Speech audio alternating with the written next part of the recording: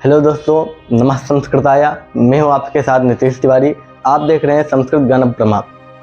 यहाँ पर हम पढ़ाने वाले हैं सबसे पहले संस्कृत व्याकरण। संस्कृत व्याकरण का सर्वप्रधान ग्रंथ है लघु सिद्धांत कौमुदी, जिसको वरदराजाचार्य जी ने लिखा है। वरदराजाचार्य जी भट्टो जी दीक्षित जी के शिष्य थे। वरदराजाचार्य जी ने इसको बहुत ही शुद्ध, बहुत ही सरल भाषा में लिखा है, ताकि हमारे जैसे बालक भी इसको समझ जाएं। तो किसी भी विषय को हम पढ़ेंगे तो सबसे पहले ये जानना जरूरी है कि उस विषय को हम क्यों पढ़ने जा रहे हैं, उस विषय में हमारी रुचि क्यों है, तो व्याकरण क्यों पढ़ना चाहिए। इसके लिए यहाँ पर एक श्लोक लिखा है, यद्यपि बहुनाधीते तथापि पठपुत्र व्याकरणम, यद्यपि बहु न अधीते। यदि आप बहुत नहीं पढ़ सकते हैं, तथापि फिर भी पठपुत्र व्याकरणम, हे पुत्र तुम व्याकरण पढ़ो। अर्थात यद्यपि बहुनाधीते, अगर तुम बहुत कुछ नहीं व्याकरण, अगर आप साहित्य आदि, दर्शन आदि, वेद, वेदांग, ज्योतिष इत्यादि नहीं पढ़ सकते हैं, फिर भी तुम व्याकरण पढ़ो। क्यों पढ़ो? समाज में बोलने के लिए। कैसा बोलने के लिए? स्वजनः स्वजनो मा भूत्। देखो, इसमें भी सकार है, इसमें दंत सकार, इसमें तालव्य सकार है। केवल एक सकार के भेद होने से इतना अर्थ बदल चुका है। तो जैसे बोलेंगे स्वजनाः आगच्छन्ति, मतलब सगे संबंधी आ रहे हैं, और इसमें अगर थोड़ा सा भेद कर देंगे स्वजनाः आगच्छन्ति, तो बोलेंगे कुत्ते लोग आ रहे हैं, हमारे ये लोग कुत्ते का लोग आ रहे हैं, तो सीधा उनको गाली देना हो जाएगा। माभूत नहीं हो। शकलम शकलम, शकल का अर्थ होता है संपूर्ण, शकलम का होता है खंड, ठीक है, खंडित, मतलब सकलम विश्वम, पूरा संसार, शकलम विश्वम, आधा संसार। सकृत, और यहाँ पर ये संधि हुआ है इसलिए ये वाला शकार है, सकृत। सकृत मतलब एक बार, और सकृत मतलब विष्टा। विष्टा मतलब आप जानते ही हैं। तो ऐसी गलती ना हो, इसलिए हमें व्याकरण पढ़ना चाहिए। एक और प्रसिद्ध कहानी भी है।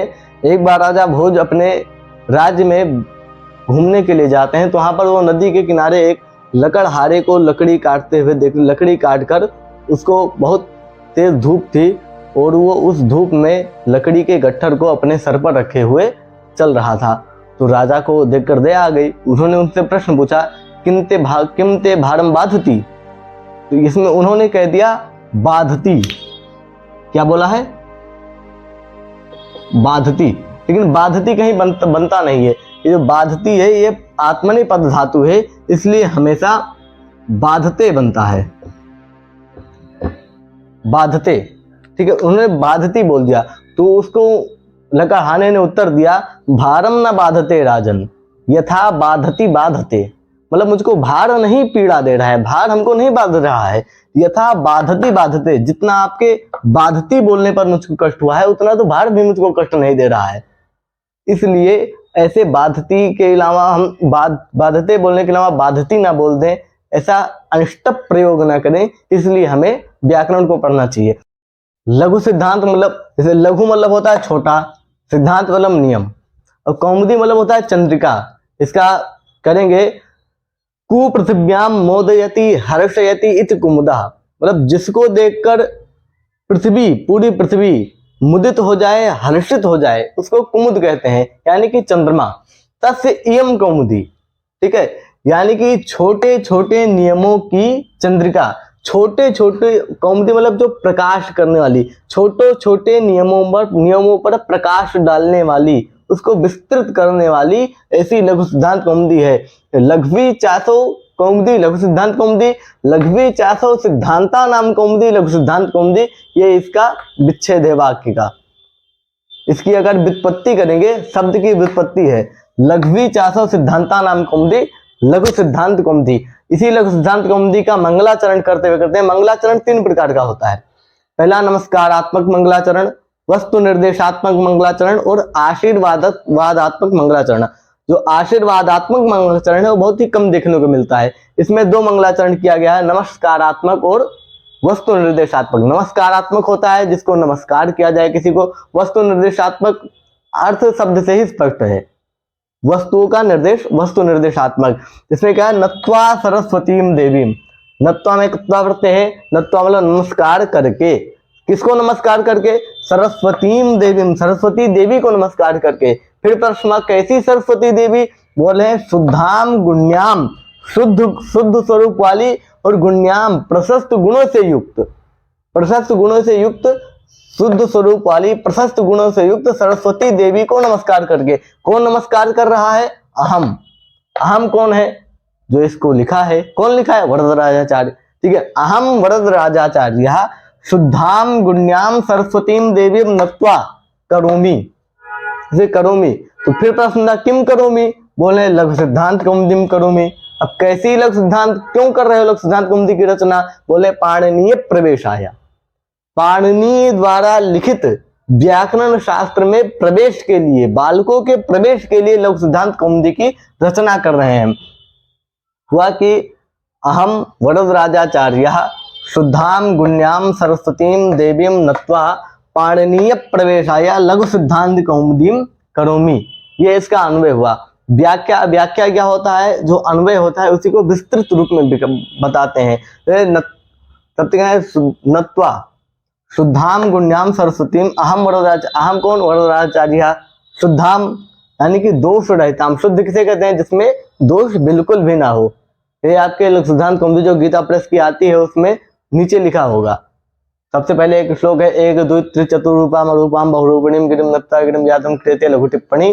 टिप्पणी में लिखा होगा, ये टिप्पणी का मंगलाचरण किया गया है, उसके नीचे लिखा है शुद्ध अहम वरदराजाचार्य शुद्धाम दोष रहिताम, शुद्ध यानी कि दोषों से रहित, गुण्याम प्रशस्त गुण युक्ताम, प्रशस्त गुणों से युक्त, सभी गुणों से युक्त, सरस्वतीम देवी, सरस्वती देवी यानी कि वाग देवताम, वाणी की जो देवता है, वाणी की जो देवी है, ऐसी सरस्वती देवी को क्या करके? नत्वा नमस्कार करके, पाणिनीय प्रवेशाय बालानाम पाणिनीय व्याकरण शास्त्रे प्रवेशार्थम, बालकों को पाणिनीय व्याकरण शास्त्र में प्रवेश के लिए लघु सिद्धांत कौमुदीम करोमि, लघु सिद्धांत कौमुदी की रचना करता हूँ। दो मंगलाचरण इसमें, पहला नमस्कार कर रहे हैं, दूसरा वस्तु निर्देशात्मक है। लघु सिद्धांत कौमुदी नामक पुस्तक का ये निर्देश कर रहे हैं, लघु सिद्धांत कौमुदी नामक ग्रंथ का ये लिखा है। अथ संज्ञा प्रकरणम, सबसे पहले प्रश्न था अथ, अथ क्यों लिखा गया?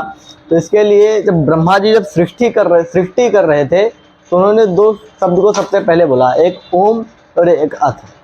किसी भी मंत्र को बोलने से पहले, श्लोक को बोलने से पहले ओम को लगाते हैं, और किसी भी अध्याय को शुरू करने के लिए, प्रकरण को शुरू करने के लिए अथ का प्रयोग किया जाता है। जैसे अथ प्रथमोध्याय, अथ द्वितीयोध्याय, अथ संज्ञा प्रकरणम, अथ अच संधि, ऐसे प्रयोग किया जाता है। श्लोक है एक, ओंकारार्थ शब्दस्य द्वावेतो ब्रह्मणा पुरो कंठम भित्वा निर्यातो तस्मिन् मांगलिका उभो, ये श्लोक है। ठीक है, तो अथ संज्ञा प्रकरणम, अब ये संज्ञाओं को बताने जा रहे हैं। अब ये संज्ञाओं का अध्याय चल रहा है। प्रकरण मतलब होता है अध्याय।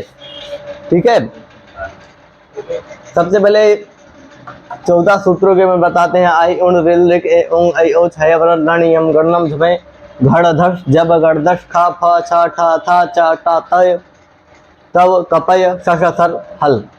बोल रहे हैं, नीचे लिखा है लघु सिद्धांत कौमुदी में, इति माहेश्वराणी सूत्राणी, ये जो माहेश्वर सूत्र हैं ये अणादि संज्ञार्थानी, अण आदि संज्ञाओं के लिए है। जैसे आ ई उ, ये अण हो गया, अण प्रत्याहार हो गया। ये जो माहेश्वर सूत्र हैं ये प्रत्याहार की सिद्धि के लिए लिखे गए हैं, ये प्रत्याहार की सिद्धि के लिए बनाए गए हैं। जब पाणिनि सूत्र, जब ये माहेश्वर सूत्र हैं, ये जब शंकर जी से पाणिनि जी को प्राप्त हुए तो इसमें णकार ककार ऋकार अंतिम वर्ण नहीं था, इसको पाणिनि जी ने अपने से लिखा है प्रत्याहार की सिद्धि के लिए। माहेश्वर सूत्र किसे क्यों कहते हैं? इसमें कहते हैं महेश्वरात आगितानी, कहते हैं महेश्वरात आगतानी,